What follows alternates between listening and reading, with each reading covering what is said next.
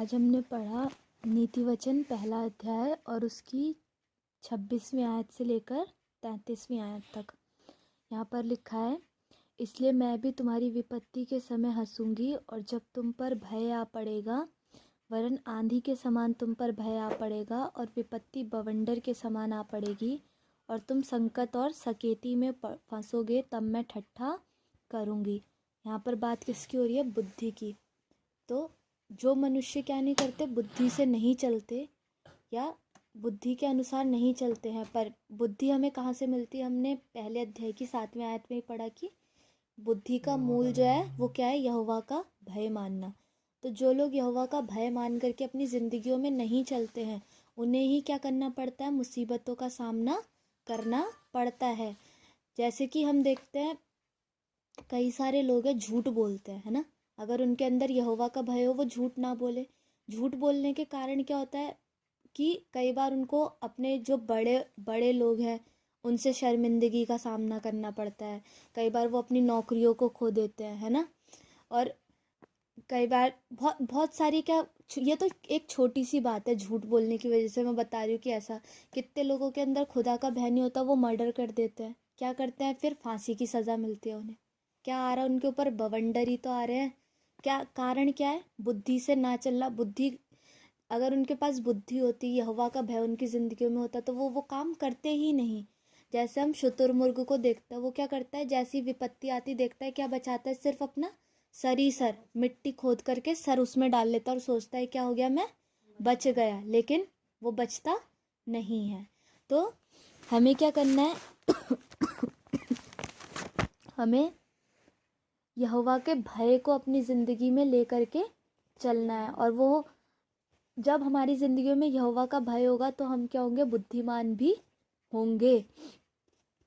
अब इसमें लिखा है कि उस समय वे मुझे पुकारेंगे और मैं सुनूंगी, वे मुझे यत्न से तो ढूंढेंगे परंतु ना पाएंगे। इंसान क्या करता है ना, एकदम ही जब विपत्ति आ जाती है तब फिर खुदा खुदा करता है ना। जब गलती कर ली, अब उसकी जो सज़ा भुगतनी है वो तो फिर भुगतनी ही है ना। लोग क्या करते हैं कि पहले शराब पी पी करके अपनी किडनीज फेल, है ना, नशे कर करके गलत काम कर करके अपने आप को पूरा ख़त्म कर लेते हैं, अंदर से खोखला। फिर क्या करता है? खुदा खुदा करता है कि खुदा अब हमारी सुन ले। जब उन्हें खुदा की बात सुननी चाहिए थी तब तो वो सुनते नहीं हैं। लेकिन जब पूरी विपत्ति में फंस जाता है तो क्या करते हैं? खुदा की तरफ देखते हैं। और ऐसे समय में बुद्धि भी क्या है? वो क्या करती है? उन लोगों के ऊपर हंसती है कि जब तुम्हें सुनना चाहिए था तब तुमने सुना नहीं।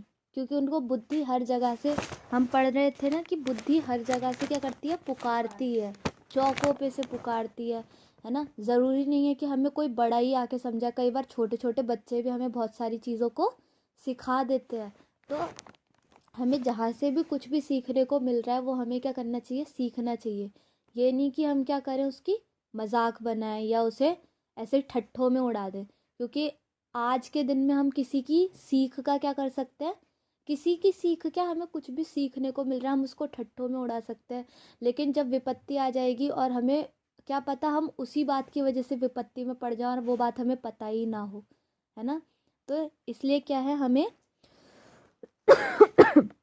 हर एक क्षण में यहोवा का भय मानते हुए अपनी ज़िंदगी में चलना चाहिए, ताकि हम क्या ना करें? विपत्तियों में ना पड़ें। और विपत्तियों में पड़ करके हमारा क्या ना हो? नाश ना हो।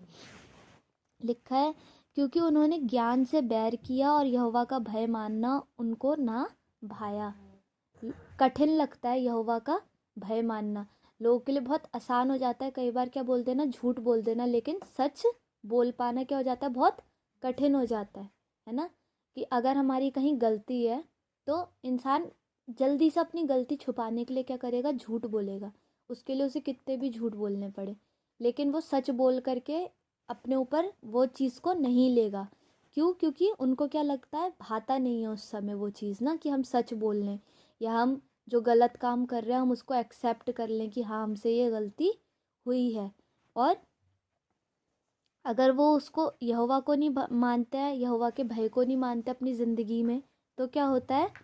उनकी ज़िंदगियाँ भी क्या हो जाती हैं? तितर बितर हो जाती हैं। आंधी के बाद क्या हो जाता है? सब कुछ बिखरा हो जाता है ना, सब कुछ खराब हो जाता है तो हमें फिर से उसे पूरा सही करना पड़ता है, जिसमें एक टाइम लगता है हर एक चीज़। तो हमारी ज़िंदगियाँ भी कैसी हो जाती है, बिखर जाती हैं आंधियों के आने से। लेकिन जो यहोवा का भय मानते हुए चलते हैं, जो यहोवा को अपनी ज़िंदगी में स्थान देते हुए चलते हैं, वो उनकी ज़िंदगियाँ क्या रहती हैं, मजबूत बनी रहती हैं ना। जैसे कि यीशु मसीह ने भी कहा कि बुद्धिमान कौन है, वो जिसने अपना घर किस पर बनाया, चट्टान पर बनाया। और फिर आंधियाँ आई, तूफान आए, लहरें उठी, लेकिन उस घर को डुबा ना सकी। क्या आंधियाँ उस घर से नहीं लगी, क्या लहरें उस घर से नहीं लगी? लेकिन कारण क्या था, बुद्धिमानी के साथ उसने क्या किया, अपने घर को चट्टान के ऊपर बनाया। चट्टान पे घर बनाना क्या होता है, बहुत मुश्किल काम होता है। हमने देखा कि मैं कितनी छोटी थी तब ये पहाड़ कट रहे थे, अब जा कर के कट पाए हैं और अब उनमें घर बने हैं, है ना। तो चट्टान में घर बनाना कोई इजी काम नहीं है, लेकिन वो जब बन जाते हो तो क्या होती है, उनके अंदर एक मजबूती होती है कि आंधी आए, तूफान आए, लेकिन वो घर क्या नहीं होते, गिरते नहीं हैं। तो हमें भी यीशु में घर बनाना, यीशु ही हमारी चट्टान है। यीशु में घर बनाना, हर रोज़ एक कदम रखना परमेश्वर की राह में चलते हुए क्या है, मुश्किल ज़रूर है ना, लेकिन वो क्या है, एवर लास्टिंग है, अनंत के लिए है। हम कभी भी अगर हमारा घर मसीह में बना हुआ है तो हम क्या नहीं होंगे, छोटी छोटी बातों में बिखर नहीं जाएंगे। हमारे घर में कितनी बड़ी बड़ी चीज़ें हुई है ना, घर के 3 लोग, कुछ 2-2.5 साल के अंदर क्या चले गए, 3 लोग चले गए घर से। कोई और होता शायद नहीं नहीं रह पाता खुदा में उतना मजबूत। क्या था, खुदा ने हमारे लिए क्या किया।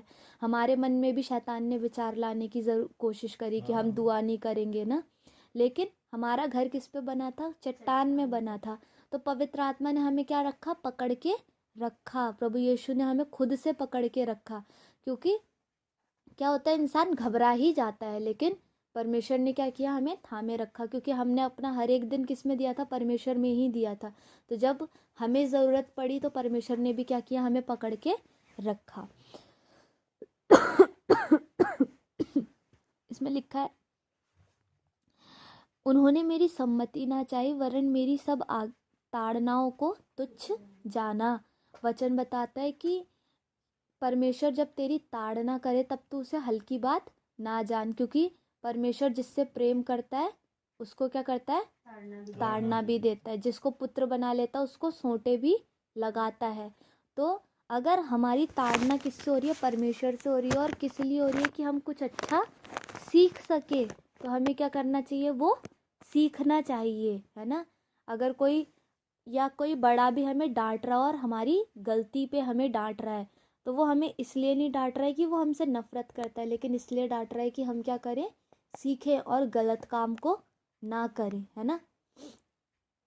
तो हमें क्या करना चाहिए, उस चीज़ से सीखना चाहिए। वो सीख हमें अपनी ज़िंदगी में लेनी चाहिए। आगे लिखा है, इसलिए वे अपनी करनी का फल आप भोगेंगे और अपनी युक्तियों के फल से अघा जाएंगे। यहाँ पर लिखा है कि अपनी करनी का फल क्या करेंगे, वो खुद से ही भोगेंगे। जो करेंगे फिर वही उनको भोगना भी पड़ेगा। वचन में लिखा है कि जो बोएंगे वही काटेंगे भी, है ना। अगर भजन संहिता में लिखा है कि जो विलाप करते हुए बोता है वो आनंद करते हुए काटने पाएंगे। बोने में क्या होता है, विलाप ज़रूर होता है। अगर हम अच्छे से मेहनत करके बोते हैं तो क्या होता है, विलाप ज़रूर होता है, दुख ज़रूर होता है, कष्ट होता है। लेकिन जब काटने का समय आता है तो जितनी मेहनत करी होती है उसका परिश्रम हमें मिलता है। लेकिन अगर हम कुछ मेहनत ही नहीं करेंगे, हम ऐसी आलस में रहेंगे, तो कटनी के समय भी हम कुछ काटने नहीं पाएंगे, है ना। तो अपनी करनी का फल क्या मिलेगा, खुद से ही उन लोगों को मिलेगा जो परमेश्वर का भय अपनी ज़िंदगी में नहीं रखते हुए ऐसे ही अपनी ज़िंदगियों को जिएंगे और अपनी युक्तियों के फल से अघा जाएंगे। और जो उनकी योजनाएं हैं ना, उनका कुछ भी अच्छा परिणाम नहीं निकलेगा, तो वो क्या हो जाएंगे, उनसे खुद ही उकता जाएंगे। कई लोग क्या होते हैं, अपने काम करते रहते अपनी मर्जी के, किसी की ना सुनते हैं, ना खुदा की सुनते हैं, ना अपने से बड़ों की, ना किसी की ही नहीं सुनते हैं। अपने को ही सुपीरियर समझ के करते रहते हैं। और लास्ट में क्या होता है, वो इतने परेशान हो जाते हैं, कई बार सुसाइड कर लेते हैं, है ना। क्यों, क्योंकि उन्हें कोई अच्छा परिणाम ही नहीं दिख रहा, कोई फल ही नहीं दिख रहा, है ना। तो अपनी युक्तियों के फल से ऐसे लोग क्या हो जाते हैं, खुद ही अघा जाते हैं। आगे लिखा है, क्योंकि भोले लोगों का भटक जाना उनके घात किए जाने का कारण होगा और निश्चिंत रहने के कारण मूढ़ लोग नष्ट होंगे।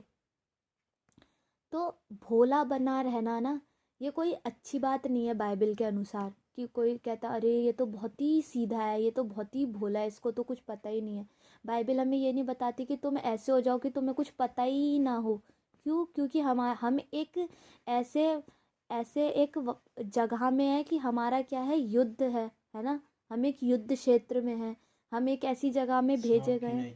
हाँ, वचन हमें क्या बताता है कि सांप की नाई चालाक बनो और कबूतर की नाई भोले बनो।